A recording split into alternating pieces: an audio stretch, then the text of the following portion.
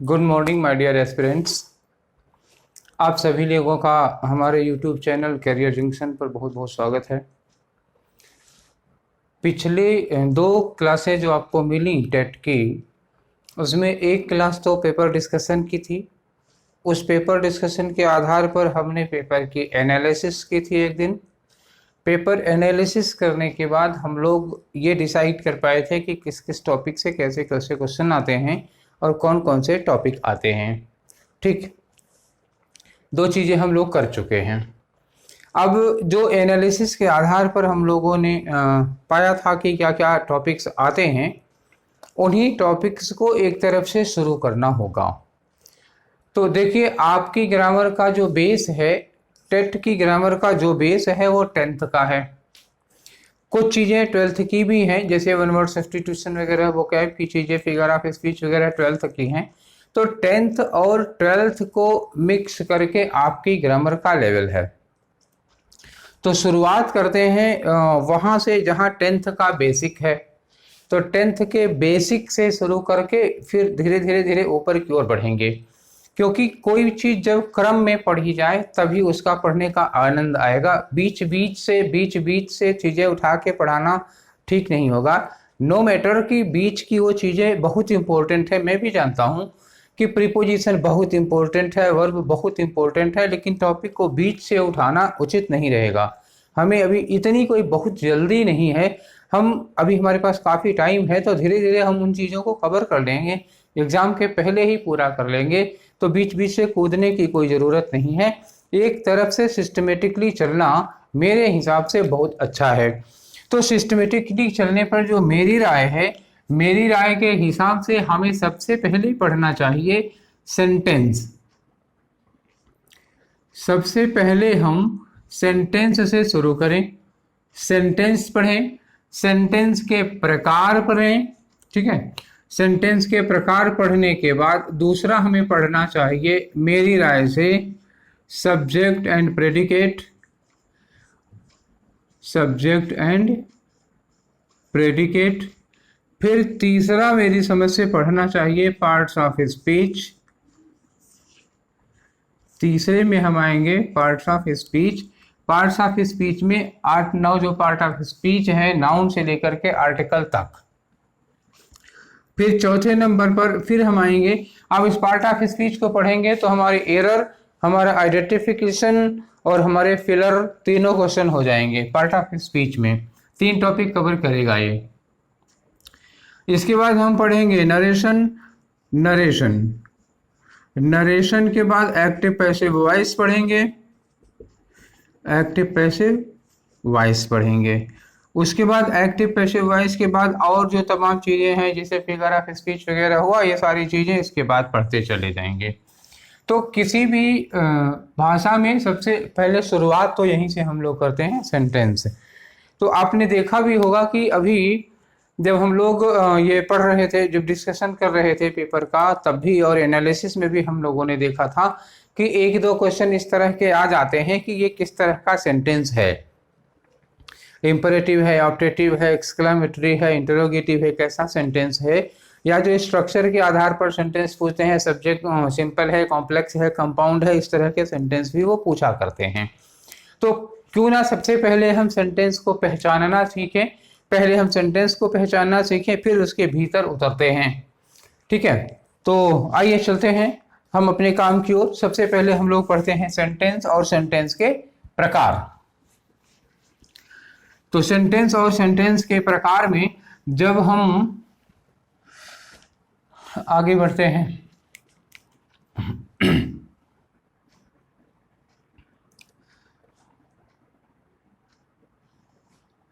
Sentence क्या होता है?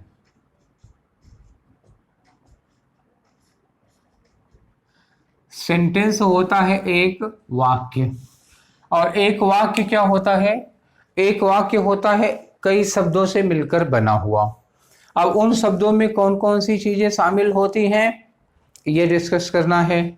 और सेंटेंस की परिभाषा क्या होगी, हालांकि अभी तक कभी पूछी नहीं गई है, लेकिन मैं भी पूछ सकते हैं। तो सेंटेंस क्या है? सेंटेंस कई शब्दों से मिलकर बना हुआ। क्या होगा? Made of many words giving full expression of your thought, जो आपके विचारों को की पूरी अभिव्यक्ति देता है। ठीक, शब्दों से मिलकर बना हुआ वह कथन जो आपके विचार की पूरी अभिव्यक्ति देता है उसे वाक्य कहते हैं। अब ये एक बात याद रखिएगा कि पूरी अभिव्यक्ति होना चाहिए और शब्दों का क्रम निर्धारित होना चाहिए, नहीं तो फिर वो वाक्य नहीं हो पाएगा। जैसे कहीं लिखा हो, मान लीजिए लिखा हो goes Ramu in the morning in the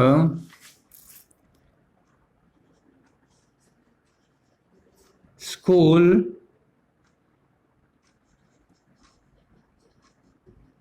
morning to। ये लिखे तो बहुत सारे शब्द हैं, गोज एक शब्द है, रामू एक शब्द है, इन एक शब्द है, द है, स्कूल है, मॉर्निंग है, टू है, सबके सब एक शब्द हैं।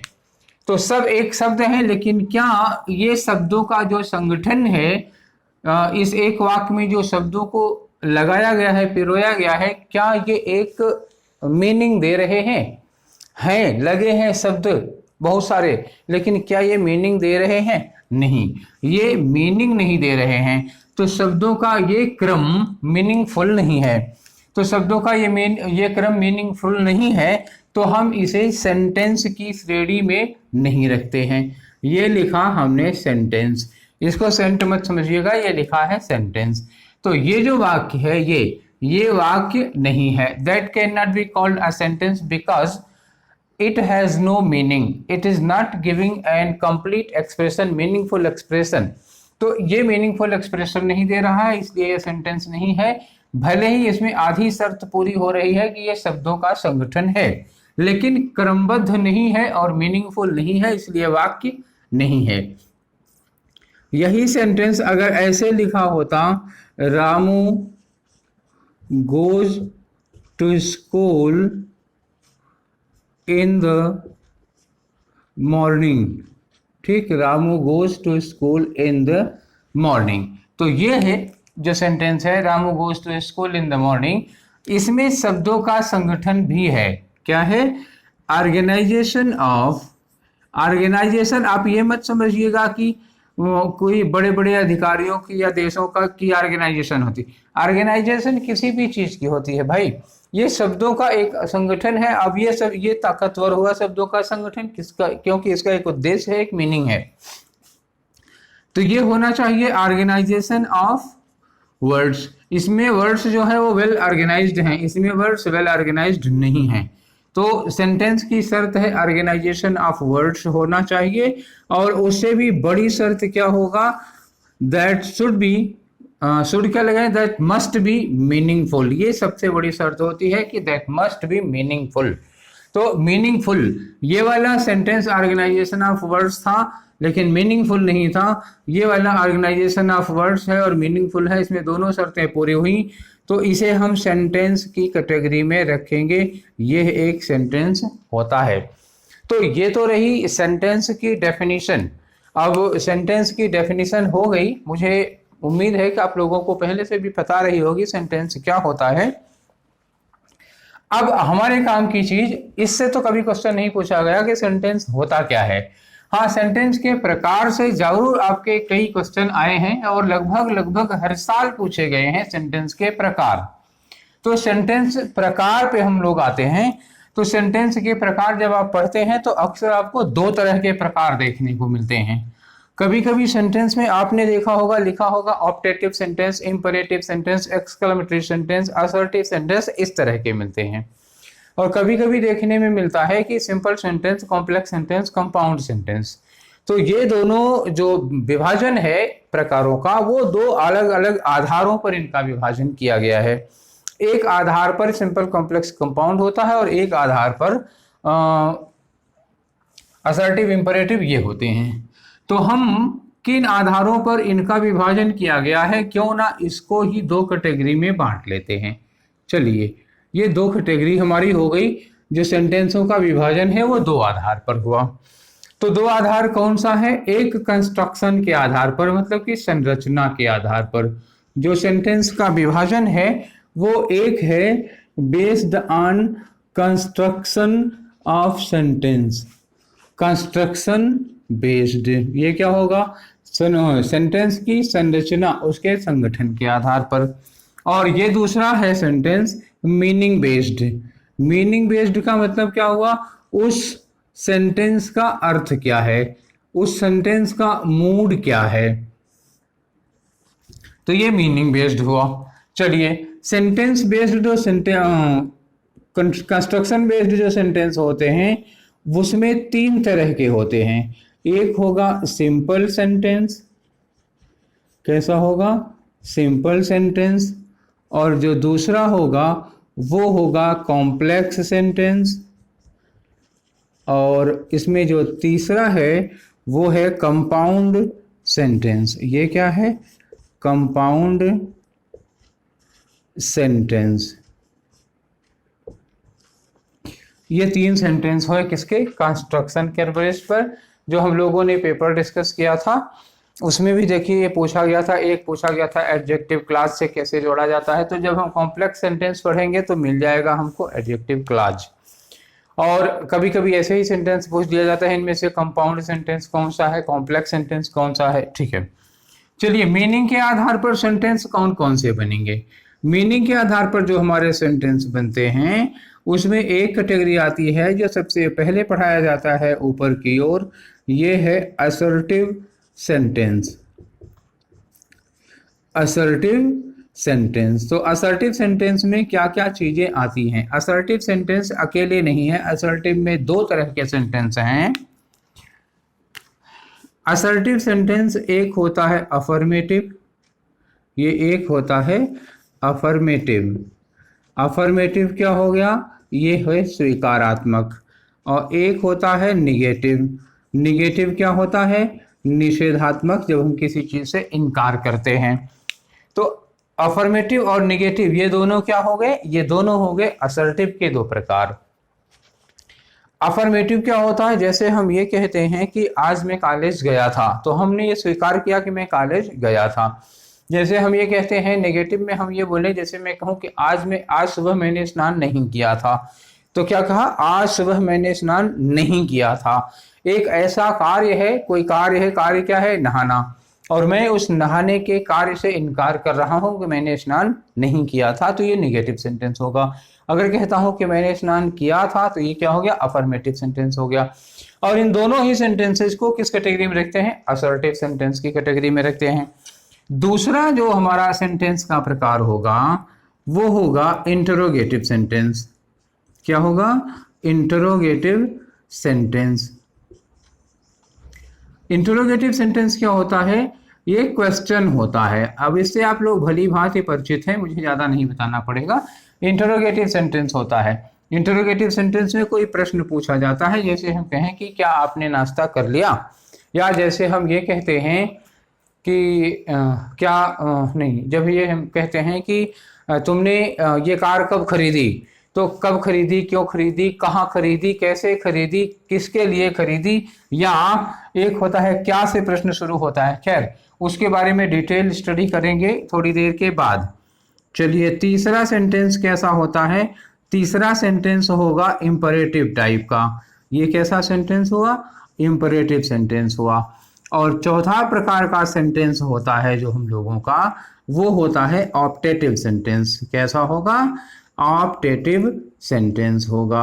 और पांचवें तरह का जो सेंटेंस होता है उसे हम कहते हैं एक्सक्लामेटरी सेंटेंस। कैसा सेंटेंस? Exclamatory sentence. देखिए, ये 5 तरह के सेंटेंस आपको मिले। किसके आधार पर मिले? मीनिंग के आधार पर, सेंस के आधार पर। इंपरेटिव सेंटेंस क्या होगा? इंपरेटिव सेंटेंस होता है विधेयात्मक वाक्य। तो विधेयात्मक वाक्य क्या होता है? इसमें किसी को हम आदेश देते हैं, या फिर किसी को सलाह देते हैं, या फिर किसी से कोई काम करने की रिक्वेस्ट करते हैं।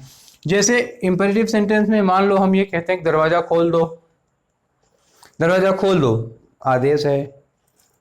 जैसे हम किसी को कहते हैं कि आप अपने समय का सदुपयोग करिए, अपना टाइम फालतू कामों में बर्बाद मत करिए। तो ये क्या हो गई, सलाह हो गई। और एक सेंटेंस होता है जैसे हम कहते हैं कि कृपया, ठीक, कृपया पंखा बंद कर दीजिए। तो कृपया पंखा बंद कर दीजिए हम अंग्रेजी में कहते हैं कि please, please switch off the fan. तो please switch off the fan एक रिक्वेस्ट होती है। अच्छा, रिक्वेस्ट में जरूरी नहीं कि प्लीज ही लगा हो, कभी कभी क्वेश्चन भी रिक्वेस्ट की तरह काम करने लगता है। जैसे हम कहें कि क्या आप थोड़ा खिसकने का कष्ट करेंगे, मान लीजिए कहीं लिखा हो कि क्या आप थोड़ा खिसकने का कष्ट करेंगे। देखिए प्रश्न लगा, उसमें क्या है, क्या लगा, क्या है, प्रश्न में क्या से शुरू हो रहा है, कह रहे हैं क्या आप थोड़ा खिसकने का कष्ट करेंगे। लेकिन आप सोच के देखिए, क्योंकि ये मीनिंग पर बेस्ड है, स्ट्रक्चर पर बेस्ड नहीं है। तो अगर कहीं लिखा हो कि क्या आप थोड़ा खिसकने का कष्ट करेंगे, तो अब एक चीज बताइए कि क्या इसमें कोई सवाल पूछा जा रहा है किसी से, क्या कुछ जानने के लिए या किसी इच्छा या किसी जानकारी के वशीभूत ये सेंटेंस पूछा जा रहा है। तो क्या आप खिसकने का कष्ट करेंगे, इसमें कोई जानकारी लेने का प्रयास नहीं है, इसलिए ये इंटरोगेटिव सेंटेंस नहीं है, भले ही स्ट्रक्चर इंटरोगेटिव का होगा। इसमें किसी से रिक्वेस्ट की जा रही है, प्रार्थना की जा रही है कि थोड़ा खिसक जाइए। तो ये सेंटेंस किस श्रेणी में आ जाएगा, वो सेंटेंस आएगा इंपरेटिव सेंटेंस में। जैसे हम कहते हैं कि क्या आपने खाना खाया है, तो क्या आपने खाना खाया है और क्या आप थोड़ा खिसकने का कष्ट करेंगे, दोनों सेंटेंस में आप कंपेयर करके देखिए जरा। फिर से मैं बोल रहा हूं, क्या आपने खाना खाया है, यहां डिमांड क्या है, जानकारी लेना है। क्या आप खिसकने का कष्ट करेंगे, यहां डिमांड क्या है, कोई जानकारी लेना नहीं है, बल्कि हम सामने वाले से कुछ करने की रिक्वेस्ट कर रहे हैं और विनम्रता पूर्वक। ठीक है, तो कभी कभी शुरुआत सेंटेंस की वैसी ही होती है लेकिन उसके भाव में अंतर होता है, तब वो इंपेरेटिव और इंटरोगेटिव की श्रेणी में लटकता रहेगा, झूलता रहेगा, और आपको डिसाइड करना पड़ेगा कि एक्चुअली इसको किस कैटेगरी में रखा जाना चाहिए। स्ट्रक्चर से कोई पहचान नहीं, ज्यादातर लोग यही बता देते हैं कि हेल्पिंग वर्ब से शुरू हुआ हो तो वो सेंटेंस इंटरोगेटिव होगा। दैट इज रॉन्ग मेथड, आप गलत कर बैठेंगे। मैं आपको समझा दे रहा हूं, बचना बचाना आपका काम है, मेरा काम बताना है। अगला है ऑप्टेटिव सेंटेंस। तो ऑप्टेटिव सेंटेंस क्या होता है, ऑप्टेटिव सेंटेंस इच्छा सूचक होता है, जिसमें हम अपने मन की कोई इच्छा या अपने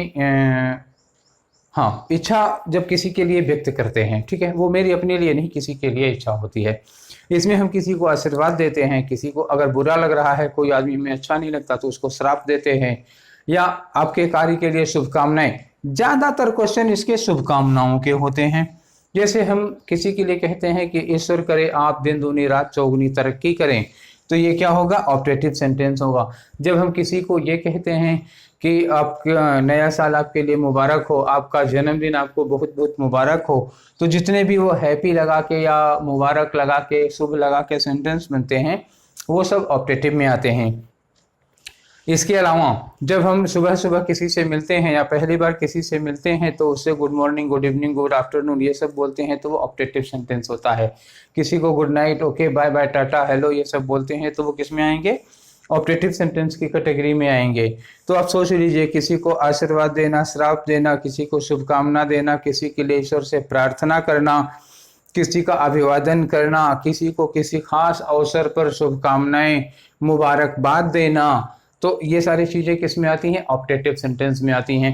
इसके अलावा बड़ी कोई इच्छा, बड़ी चीज, जैसे हम ये कहते हैं कि काश मैं करोड़पति होता, जैसे हम ये कहते हैं कि काश मेरे 4 हाथ होते, ये तो इस तरह की जो इच्छाएं हैं ये भी ऑप्टेटिव सेंटेंस की कैटेगरी में आती हैं। तो वो जब डिटेल में पढ़ाने लगेंगे इसको तब बताएंगे कि कौन कौन से सेंटेंस किस किस कैटेगरी में आएंगे।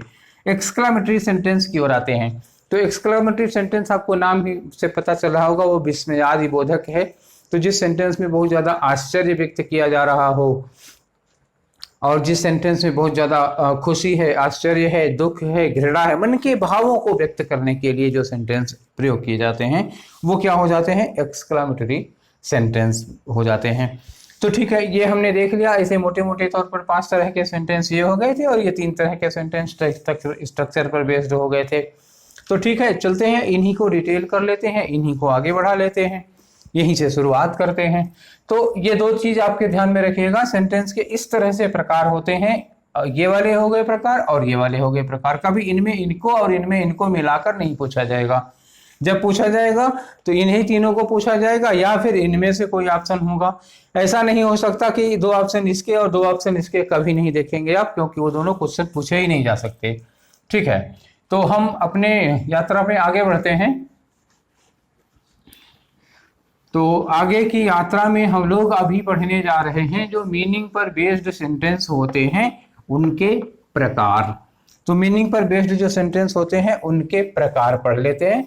तो उनके प्रकार में सबसे पहले हम लोग आते हैं, पढ़ते हैं assertive sentence.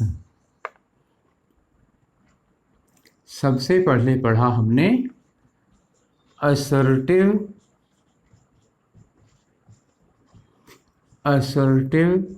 Sentence.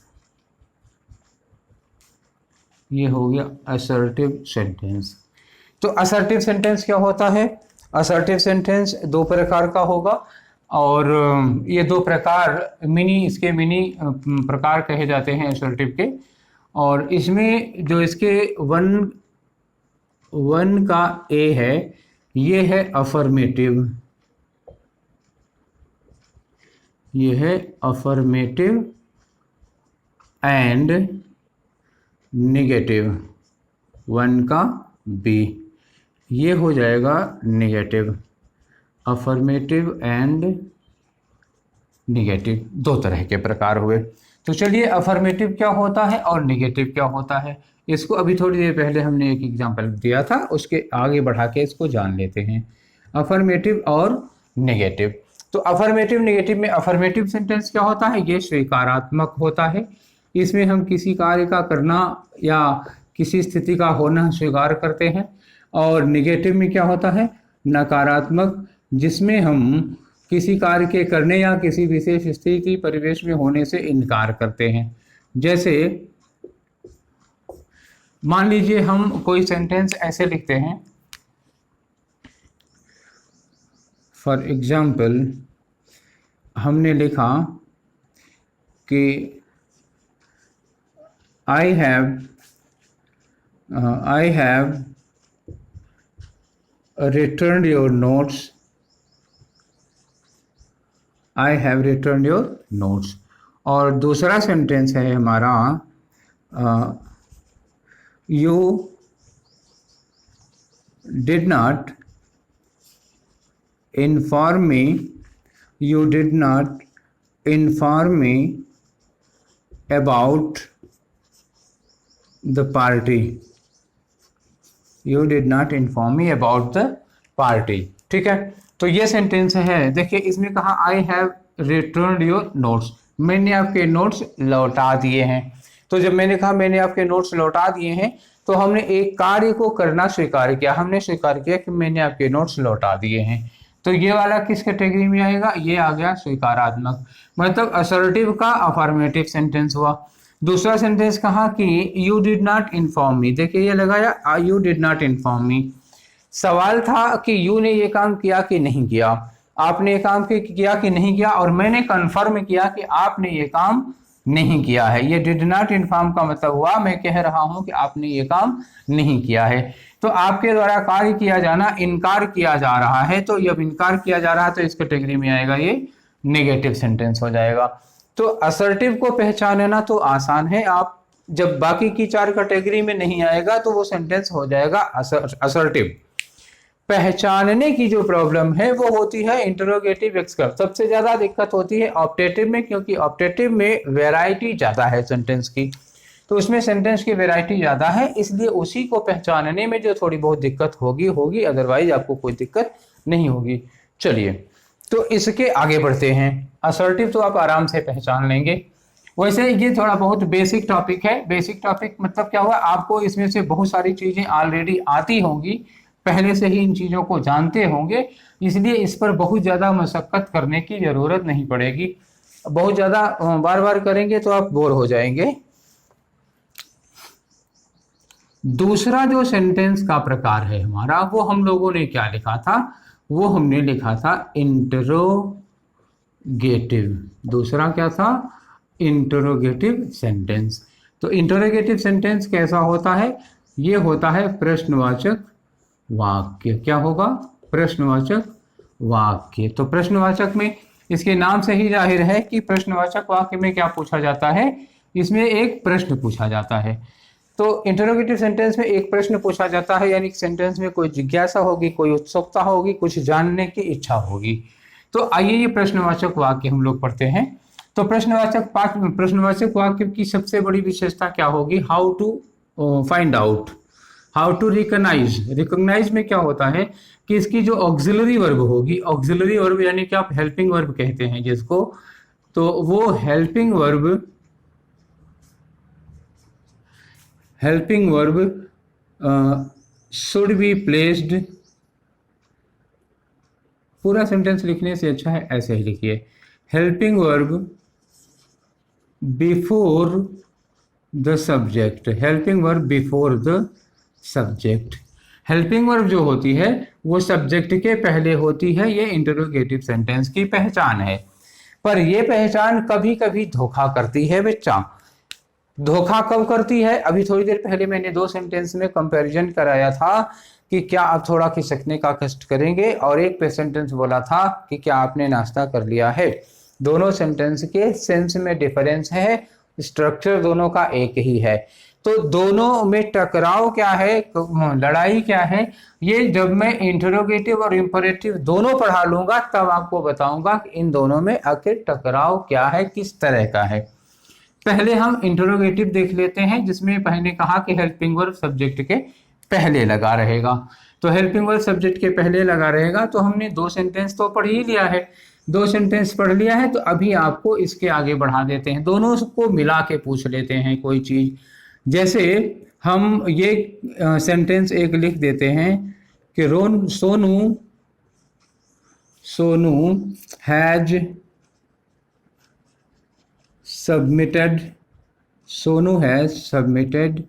His documents. Sonu has submitted his documents, एक सेंटेंस ये हो गया। दूसरा सेंटेंस है has Sonu submitted his documents, has Sonu submitted his documents. और तीसरा सेंटेंस है when has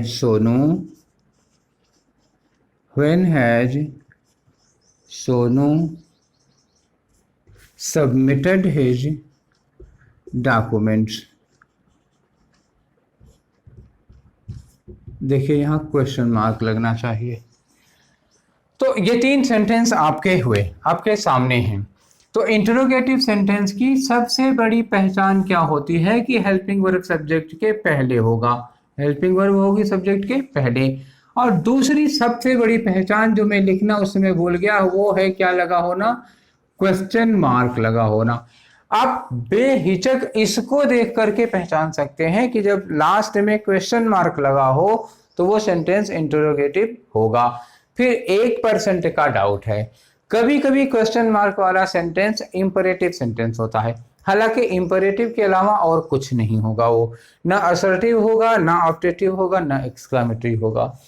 इंटरोगेटिव मार्क वाला सेंटेंस, क्वेश्चन मार्क वाला सेंटेंस दो ही हो सकता है, 99.9% वो इंटरोगेटिव होगा, 0.1% का चांस है कि that may be an imperative sentence. ठीक है, तो किन कंडीशंस में वो इंपरेटिव होगा वो हम अभी बता दे रहे हैं, पहले यहां देखते हैं। तो इस सेंटेंस में ये क्या है, ये है Sonu is the subject of sentence, Sonu sentence का सब्जेक्ट है। और हैज क्या है, has is the helping verb of sentence. और सबमिटेड क्या है, submitted is the main verb of sentence.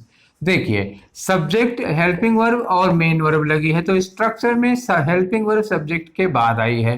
तो अगर हेल्पिंग वर्ब सब्जेक्ट के बाद में आई है तो दैट सेंटेंस में भी असर्टिव सेंटेंस। ठीक है, दूसरे सेंटेंस में देखिए कि सोनू सब्जेक्ट है हमारे सेंटेंस का, और सबमिटेड क्या है, सबमिटेड मेन वर्ब है हमारे सेंटेंस की, और हैज क्या है, हैज हेल्पिंग वर्ब है हमारे सेंटेंस की।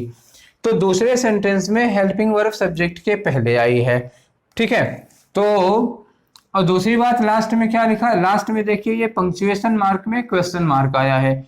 तो अगर क्वेश्चन मार्क आ गया है और हेल्पिंग वर्ब सब्जेक्ट के पहले आ गई है, दो की दोनों एक बड़ी पहचान है, बिना मीनिंग निकाले बड़ी पहचान है कि ये इंटरोगेटिव सेंटेंस होगा।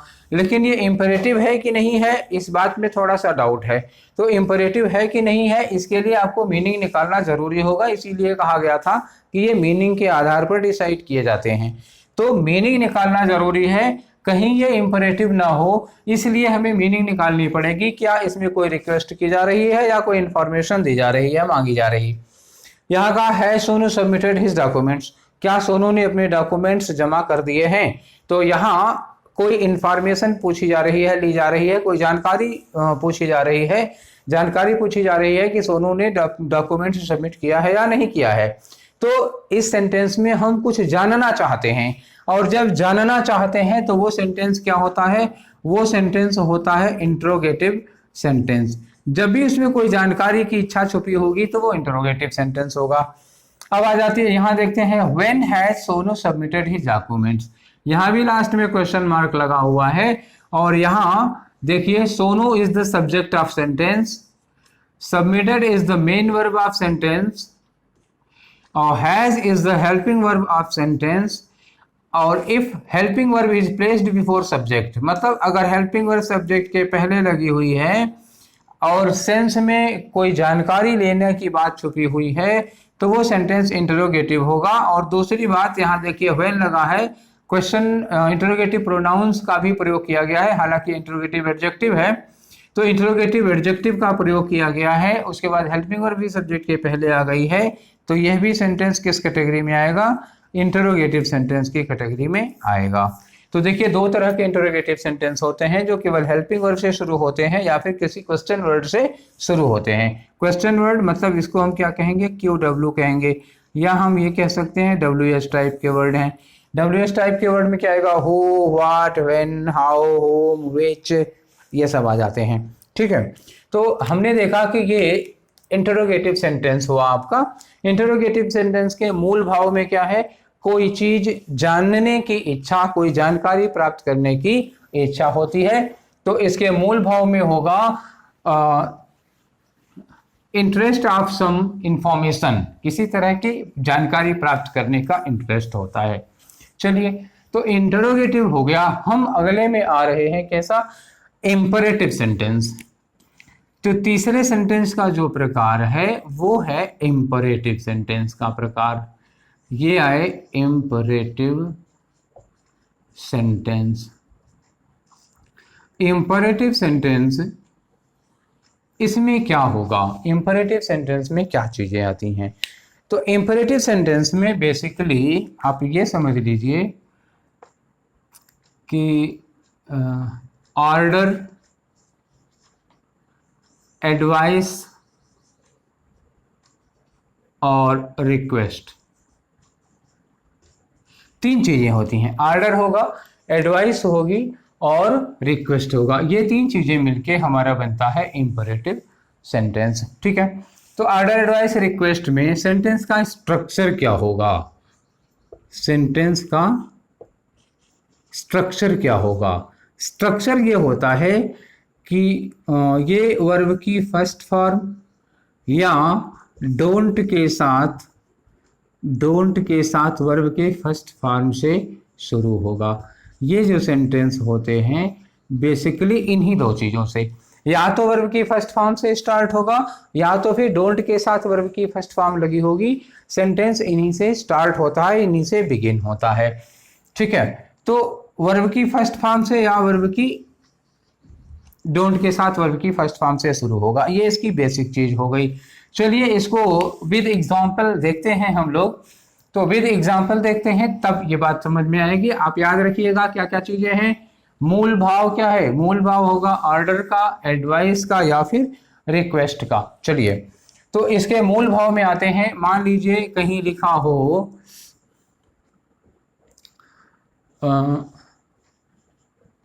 Don't waste your time, don't waste your time. ये लिखा, और दूसरा सेंटेंस लिखा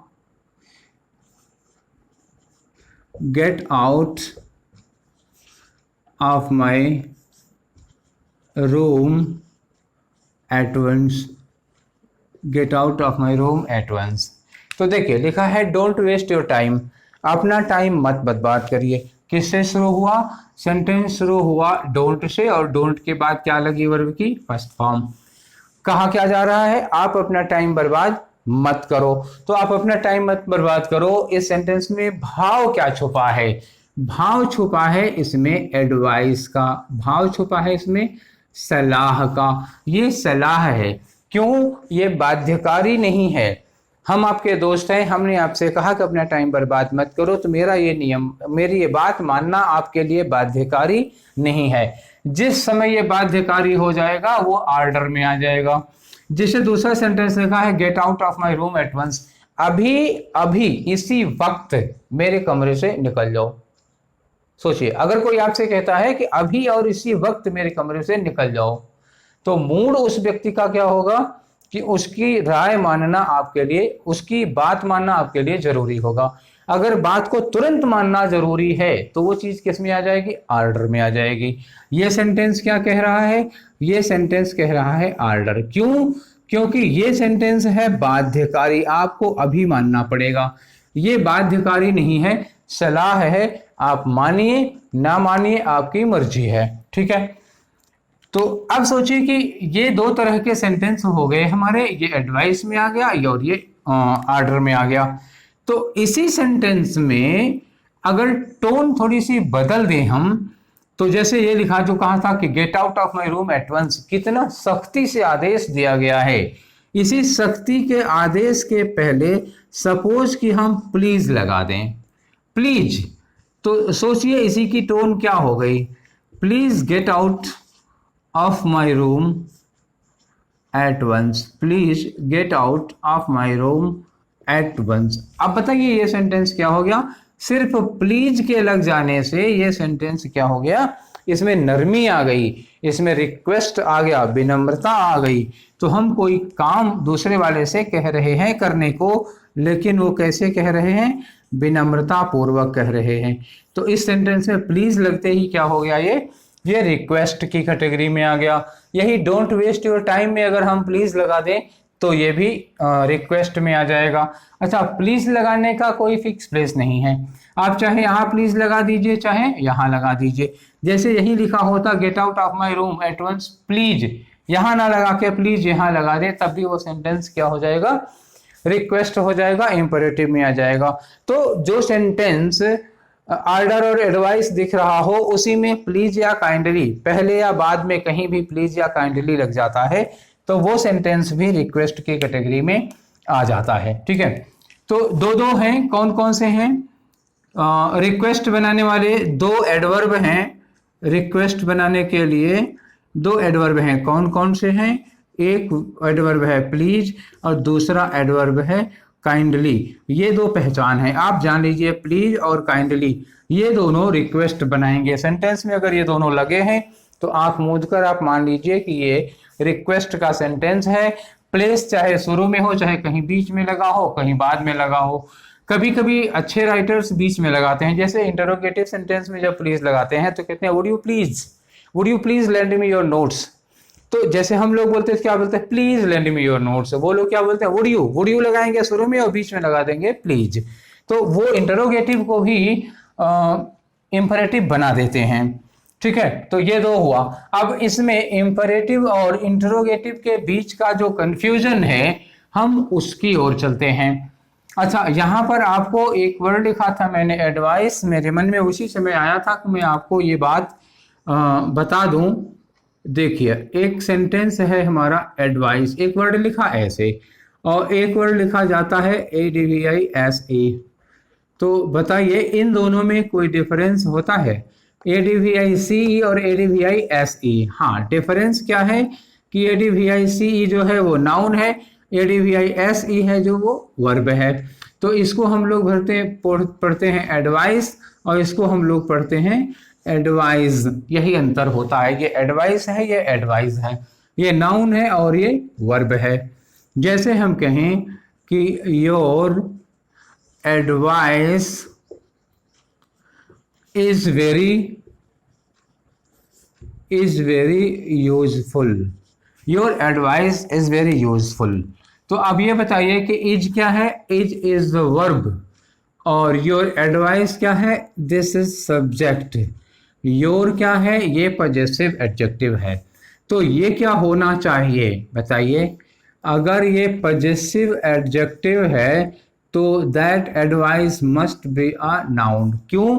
क्योंकि ये सब्जेक्ट भी है वर्ब का। देखिए ये इसका सब्जेक्ट भी है इसका, और पॉजेसिव के बाद लगा है तो ये नाउन होना चाहिए। नाउन होना चाहिए था तो ये एडवाइस नहीं, यहां पर लिखनी चाहिए थी हमें क्या? ये सीई वाली एडवाइस। ठीक है, आपको ये बात मुझे लगता है समझ में आ गई होगी पहले से, या अगर पता रही हो तो फिर कोई बात नहीं है, तो अच्छी बात है। और अगर ये लिखा हो कि सी did not advise me on this matter, वो इस मामले में मुझे सलाह नहीं देती। अब इसमें क्या है? देखिए ये डिड नॉट क्या है? ये डिड नॉट है हेल्पिंग वर्ब। ठीक, did not is the helping verb of sentence. तो एडवाइस क्या होगी? ये होगी main verb of the sentence. ये मेन वर्ब है। तो अगर ये एडवाइस वर्ब है तो यहाँ पर सीई नहीं होना चाहिए था, ये क्या होना चाहिए था? एडवाइस। ठीक है, तो ये एडवाइस और एडवाइस का फर्क है, अब ध्यान रखिएगा कहीं इस तरह की मिस्टेक आ गई। या मान लीजिए कभी कहीं सेंटेंस में ये एडवाइस लिखा हो और पूछा जाए आपसे कि ये वर्ब है या नाउन, तो अब पहचानने में ही काम आ जाएगा ना। ऐसा लिखा हो एडीवीआईसी और आपसे पूछा जा रहा हो कि ये वर्ब है कि नाउन, तो पता लगा आपको कहीं एडवाइस वर्ब लग गया तो फिर धोखा हो जाएगी एडीवीआईसी। ठीक है, तो ये हमें बताना था। और इसके बाद एक और जरूरी चीज जो आपसे हमें बात करनी थी वो ये इंटरोगेटिव वर्सेस इंपरेटिव। हमने इंटरोगेटिव और इंपरेटिव दोनों पढ़ लिया। तो इंटरोगेटिव और इंपरेटिव में दो लफड़े हैं, दो झगड़े हैं। वो झगड़े किसको लेकर के हैं? एक झगड़ा है डोंट को लेकर और दूसरा झगड़ा है क्वेश्चन मार्क को लेकर। तो ये दो झगड़े हैं। कोई कभी कभी इंटरोगेटिव कहता है कि डोंट मेरा है, कभी इंपरेटिव कहता है कि डोंट मेरा है। कभी इंटरोगेटिव कहता है कि ये क्वेश्चन मार्क मेरा है, कभी इंपरेटिव कहता है क्वेश्चन मार्क मेरा है। तो ये एक्चुअली किसका है, ये डिसाइड कैसे करें? हम आपके सामने दो सेंटेंस रख रहे हैं। ठीक है, तो एक सेंटेंस मैंने लिखा कि डोंट डिस्टर्ब मी, या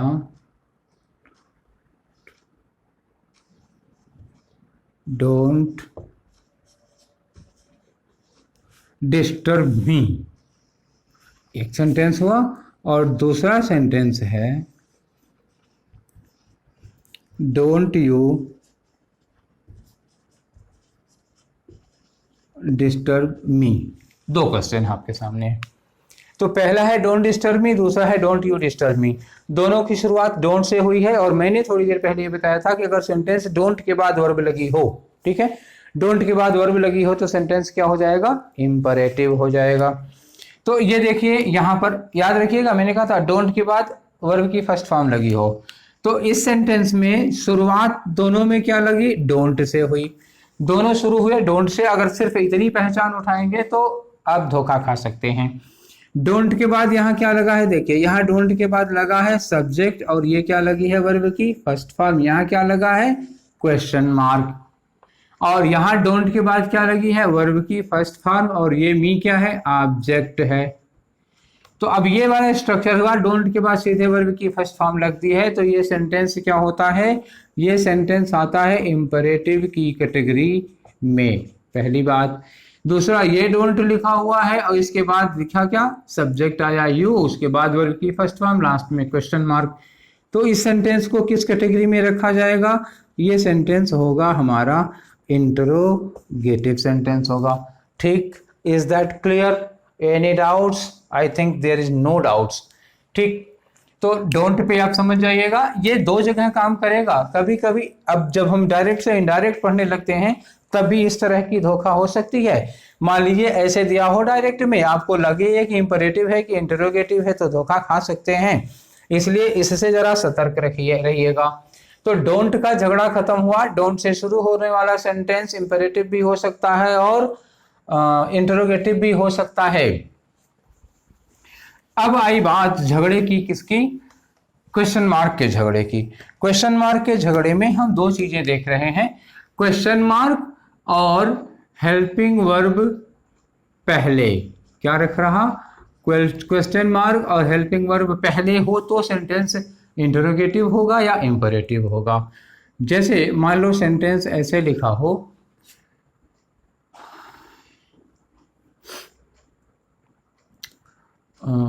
जैसे लिखा है will you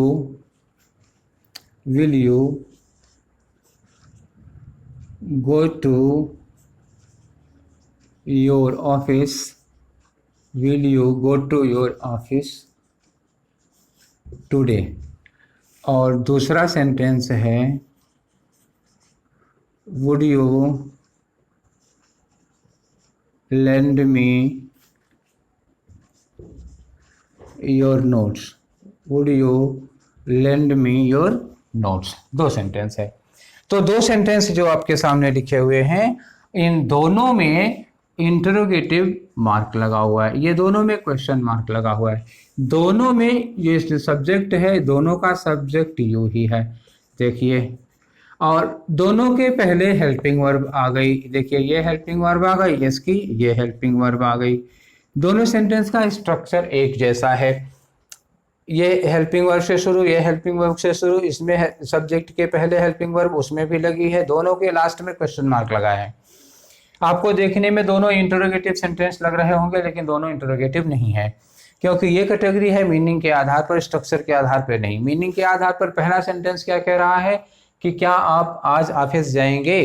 क्या आप आज ऑफिस जाएंगे, ये सेंटेंस क्या कह रहा है, क्या इंफॉर्मेशन दे रहा है? तो इसमें कोई जानकारी मांगी जा रही है। सामने वाले से पूछा जा रहा है कि क्या आज आप ऑफिस जाएंगे, तो सामने वाले से हम कुछ इंफॉर्मेशन चाहते हैं, कोई जानकारी चाहते हैं। नीचे वाले में क्या है? Would you lend me some your notes? क्या आप मुझे नोट्स देंगे?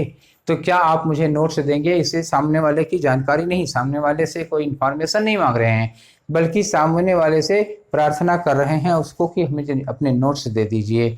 तो ये सेंटेंस जो है दूसरा वाला, ये सेंटेंस डिनोट कर रहा है क्या?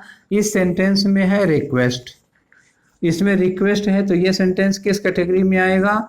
ये सेंटेंस आएगा इंपरेटिव की कैटेगरी में। आप स्ट्रक्चर पे मत जाइएगा। और ये वाला जो सेंटेंस है ये किस में आएगा? ये सेंटेंस आएगा इंटरोगेटिव सेंटेंस में। तो ठीक है, काफ़ी समय हो गया हमें ये सेंटेंस के प्रकार बताते बताते, और मुझे लगता है कि थोड़ा ज़्यादा ही हो गया है, तो अब बाकी दोनों बताने लगेंगे तो बहुत लंबा टाइम चला जाएगा। ठीक है, 2 दिन में ख़त्म करेंगे इसको, 1 दिन में नहीं ख़त्म करेंगे। तो कल मैं 2 और इसका जो प्रकार है ऑप्टेटिव, थोड़ा ज़्यादा समय लगेगा उसको बताने में, और एक्सक्लेमेटरी है, तो मैं अगले वाले लेक्चर में ऑप्टेटिव और एक्सक्लेमेटरी को ख़त्म कर दूंगा। एक में 5 पढ़ाने लगूंगा तो क्लास थोड़ी बोझिल सी हो जाएगी, बोरिंग लगेगी, तो फिर आपको अच्छा नहीं लगेगा। ठीक है। हाँ, एक चीज़ मैं आप लोगों से कहना चाहता हूँ कि क्लास में अगर बैकग्राउंड में थोड़ी सी सनसनाहट की आवाज़ आ रही हो बेटा, तो उसको कॉम्प्रोमाइज़ कर लो, क्योंकि मैंने 2 पॉइंट पे पंखा चला रखा है, खिड़की दरवाजे सब बंद हैं, बंद कमरे में पढ़ा रहा हूँ, गर्मी बहुत ज़्यादा हो रही थी, इसलिए 2 पॉइंट पंखा चला लिया है। आप थोड़ा सा एडजस्ट करिए, थोड़ा भाई एसी वेसी नहीं लगा है, तो पंखा भी बंद कर देंगे तो थोड़ी देर बाद हालत ख़राब हो जाएगी पढ़ाने की, फिर मेरा मन नहीं लगेगा, बहुत अजीब सा फिर बिहेवियर करता है आदमी। तो इतना कॉम्प्रोमाइज़ करने की कोशिश करिएगा। आज आपकी क्लास कैसी लगी, आपके लिए कितना उपयोगी है, आप कमेंट बॉक्स में ज़रूर लिखिए। आपके कमेंट्स हमारे लिए ऑक्सीजन का काम करते हैं। ठीक है, सुझाव दीजिएगा, सलाह दीजिएगा, मैं अपनी तरफ से पूरी कोशिश करूँगा आपकी क्लास में, आपके कोर्स में कोई कोर कसर ना रह जाए। अगर आप कोई सलाह दे सकते हैं तो आपकी सलाह का, आपके सुझावों का स्वागत है। तो ये वीडियो देखने के लिए आप लोगों को बहुत बहुत धन्यवाद। Thank you very much for watching the video.